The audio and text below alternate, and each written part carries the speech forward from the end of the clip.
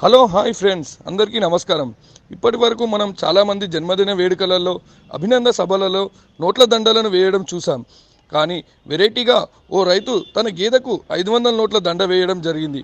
ఈ ఘటన నార్సింగ్లోని పశు సంక్రాంతి జాతరలో కనబడింది. గేదెకు నోట్ల దండ వేయడంతో చూసేందుకు జనం ఎగబడ్డారు.